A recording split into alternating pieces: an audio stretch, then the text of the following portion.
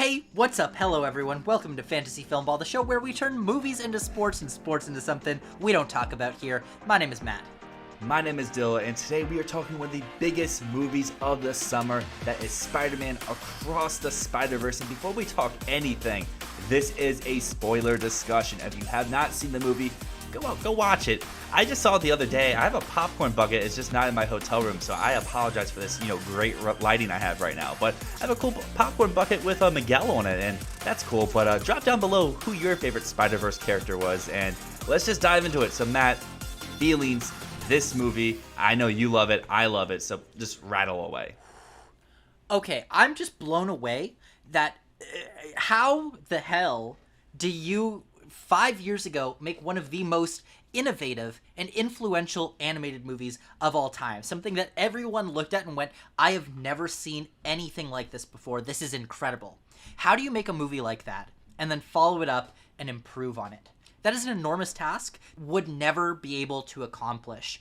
And the thing about Spider-Man Across the Spider-Verse is not only do I think does it live up to the first one, it improves on it. Mm-hmm. I think that it builds on everything the original did. It had me with my jaw open the entire time. I was just blown away from start to finish. Every single moment was just perfect. Yeah, so going to this one, I was a little hesitant. Not that I didn't like Into the Spider-Verse. I think it's a great movie, but people say it's a 10 out of 10. It's one of the best things of all time, which to me, it's just not that. It has flaws. So going to this one, I was like, I'm skeptical because people are going to say this is the greatest thing regardless of its quality. And the first 20 minutes kind of had me scared. There was some sound mixing issues. It was kind of slow and gloggy at times. I'm like, I'm going to be the one person who doesn't love this movie. And then, this is a spoiler discussion, last warning, we start to get feels of what the Spider-Verse actually is in this movie. And I'm like, okay, I'm sold. And the more we go, each sequence on top of that just keeps getting better and better. It keeps outdoing itself.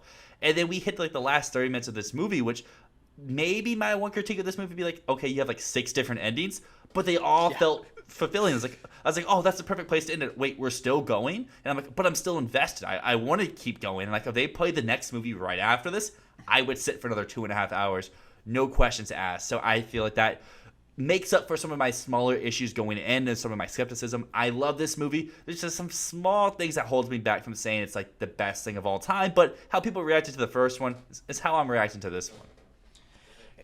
There's barely anything for me that it feels like I'm holding it back. I mean, you talked about early on it feeling a little bit slow. I definitely didn't feel that. But what I will say is that I was fully on board from the moment that the Leonardo da Vinci vulture came in. Mm-hmm. And we see the mixing of animation styles with this old-timey character inserted into this futuristic world. Oh my god. The mixing of animation styles here is just breathtaking. It's incredible. I've never seen anything like this. I just haven't. And it just blew me away in every sense of the word. I am definitely higher on Into the Spider-Verse than you are. I thought that it was one of my favorite movies of that year. It wasn't top 10 favorite movies of that year, but I loved a lot of movies in 2018. So It was my number 11 of that year. I think it was in my top 10. Oh, really? Okay. So, but I'm still higher on it than you are, I think. I love it. I think it's incredible. It's one of the best animated movies of all time. It's one of the best animated movies of all time in my mind. And this one steps it up.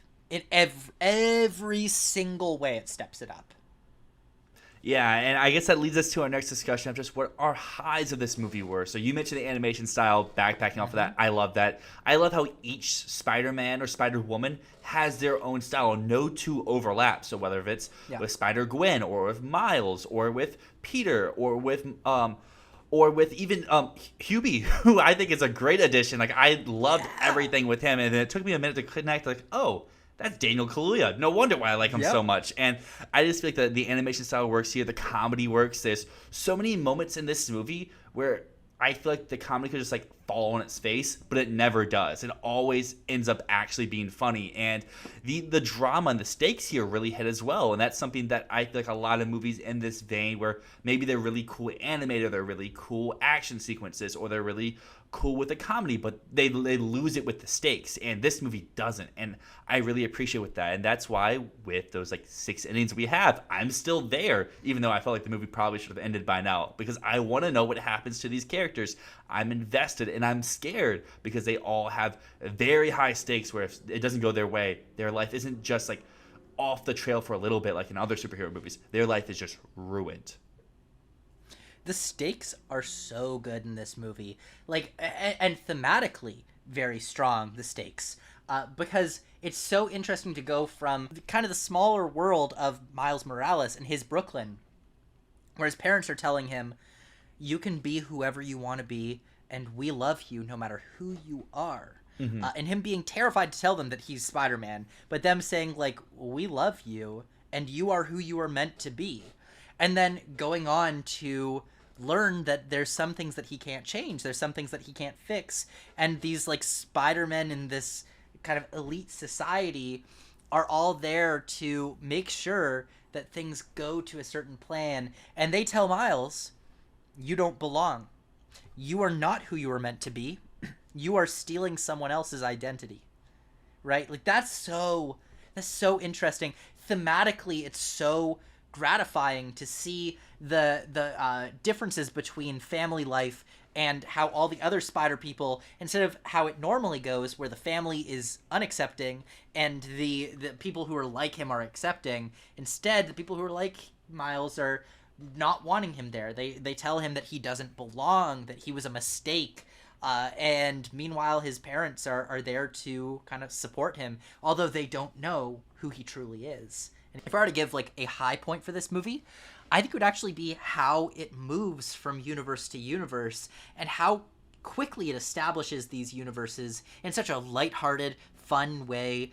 Like when they went to the Mumbai Spider-Man, what a great sequence where like you just get a sense of that world and everything that happens in that world so quickly. Continue with these highs that goes into the characters. You mentioned a little bit about Miguel O'Hara, Spider-Man 2099, and I think this is the best character, or maybe the most interesting character in this movie, because he technically is right. He has to do this, or unless everything gets ruined. And while he can't always be the nice guy, he has to be the stern guy and be like, hey, you have to make sacrifices. That's what we do as Spider-Man, because if not, I didn't do it, and I lost everyone that I loved, and I made another version of myself lose everyone that he loved. I mean, he deceased, but that in that universe, everyone that he loved went away, and he doesn't want all of his, you could call them friends, you could call them coworkers, whatever, to do the same thing. And that's something that I'm really interested to see how they take with Miles in the next movie, because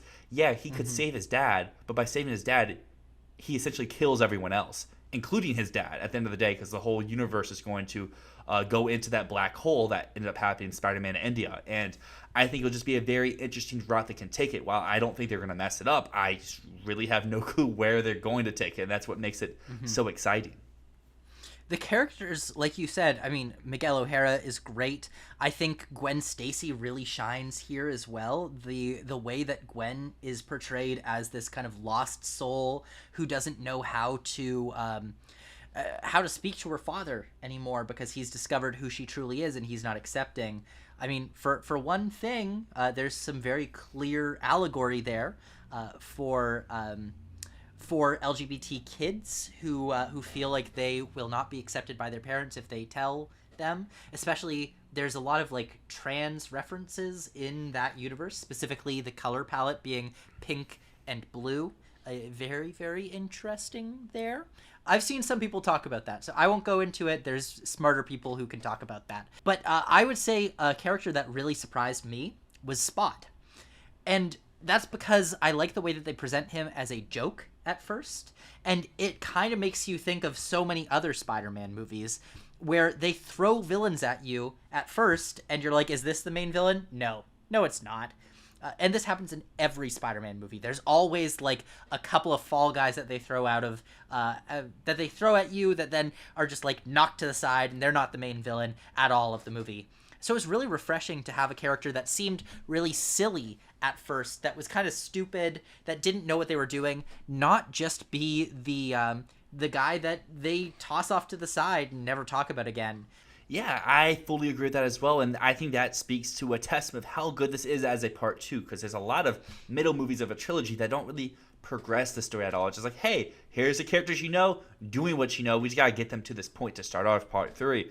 And I really like how this movie progresses everyone, including the new characters, because like you said, Spot starts off as kind of a joke. He can't really do what he's supposed to do, but by the end of the movie, he's the one responsible for probably either ruining Miles or ruining Miles' world. One of those two, it's going to be. We have to see which one's going to be. And in addition to Spot, I thought that, yes, Gwen was great. I really like the relations between Miles and his parents. I think that's a very fun dynamic that they're going into, where you can play on the humor side, but there's also a lot of built-in drama, not just on screen, but also emotionally for people who can resonate outside of the theater, as well as just all the other Spider-Man that you run into. I mean, Spider-Man India he's so funny, and then you have the aforementioned Hobie, played by Daniel Kaluuya, who also is very funny, but in a very different type of way. It's not like, that was one of my issues with the first movie, is a lot of the humor was like the same type of humor. While this movie, the humor comes from so many different places where like maybe one joke doesn't work, there's 10 more right there to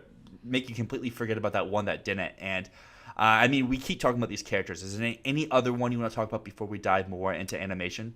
Well, I mean, the Hobie Brown stuff with the Spider-Punk Hobie stuff I thought was just so cool looking, in the way that like he was constantly like magazine cutouts and everything. Insane. And to add on top of that, I really like the animation styles, how like you were talking about how they jump from society to society, how they're all very distinctive, they're very different, and specifically in a lot of the action sequences as well, and also in some of the lighter tone sequences, like when it's just Miles and Gwen swinging around the city. There's a lot of cool and interesting animation there when Miles notices Gwen's acting a little weird and goes off and sees the room when they like play back what happened. That was a very cool, distinctive sequence, as well as everything to deal with Spot, how it goes like black and white and very abstract. I thought that was all very interesting and cool as well. And I guess to now dive over into some of my favorite sequences, there was multiple times throughout this movie where they cut to like a first person type view from Miles, whether it was in a fight or he's just running, and there's sometimes where it's just like him just walking around, that I thought was very distinctive and very memorable.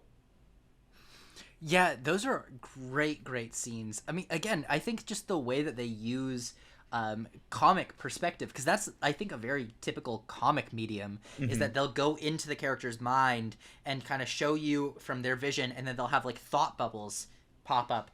For one thing, I love when they did that. They like sometimes gave you like a little thought bubble that like explained something on the screen.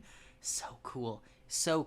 But in terms of favorite sequences, I mentioned the Spider-Man Mumbai sequence. I thought that was incredible how that was done, how that was set up. But I would have to say, if I were to name one favorite sequence in the entire movie, it would have to be the scene as Miles is trying to escape from the Spider Core whatever area. It's so frantic, it's so funny. Like the moments where you see there's a spider car, there's a spider cat, there's a spider T-Rex. It's just constantly innovating and doing new things. It's just honestly amazing. Again, that this movie doesn't collapse under its own weight. It's just so it somehow makes chaos feel really easy to follow. That is a great point, and I guess that's something that we will find out next March. But you know what also happens in March? The Oscars. And this movie could get a few nominations. I know that we're at a little different point at this moment, but I think we all can agree this is the front runner for Best Animated Feature, and it's going to stay that way the whole season. The thing is, though, how much higher can this go? Will it get into adapted? A lot higher. Will it get into score? Could it find its way for a song? Could it even get its way into picture? Right now I have it out, but I know that you have it in. So let's hear your case. Okay, before I give my case, I just want to say that let's just talk outside of predictions. Let's just talk about what this deserves. Picture, director.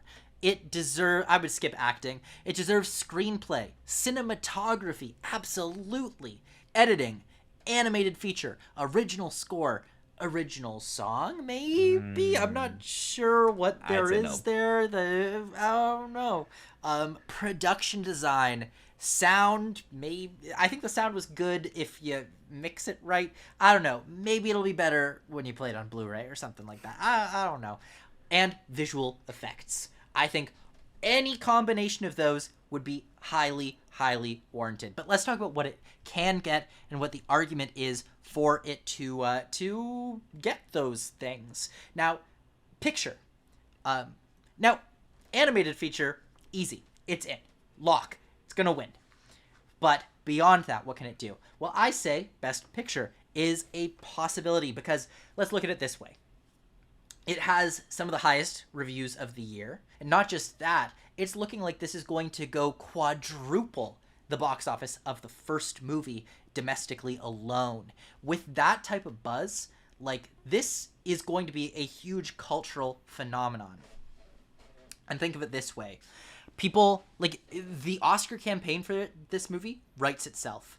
Because think of it like this, like, the marketing for the next movie is going to be coming out just around the time of Oscar nominations, right? People are going to be thinking, oh my god, I loved this movie at that time. And that could be a great motivation to get it some nominations outside of just animated feature. People are going to see the new one coming and go, oh my god, thank you for reminding me that this was going on. And in terms of wins as well, Oscar voting is going to be happening at the same time that this movie is coming out in theaters. And not only will that help with the Oscar voting, this is going to help with the next movie, the Oscar buzz around this. My predictions right now: Best Picture, Best Adapted Screenplay, Best Animated Feature, Best Score, and Best Visual Effects. Interesting. I am just at animated right now, but it's just out of picture. It's just out of adapted. And it's probably my 10 for score. So it's just out in 3 categories. I have it in for 1, but like we just had an episode come out yesterday or the day before, depending on when these get released, about where we talk about our June predictions for Best Picture. I make my case for why I don't have it in there yet, but I'm very receptive. Stuff is probably going to drop throughout the year, and we know this movie's good. People love it, so it's going to keep creeping its way up to go from like 15 to 14 to 13. It's just, how high can it get? But until then, I would love, this is a little small thing, but the next movie, give me another sequence with Donald Glover Prowler. That would be, that'd be pretty cool. That'd be pretty cool. But everyone, let us know down below, where do you think that Spider-Verse is going to go in the next installment, as well as how far can this go in the Oscar race? But until then, my name is Dyl. And my name is Matt, and this is Fantasy Filmball.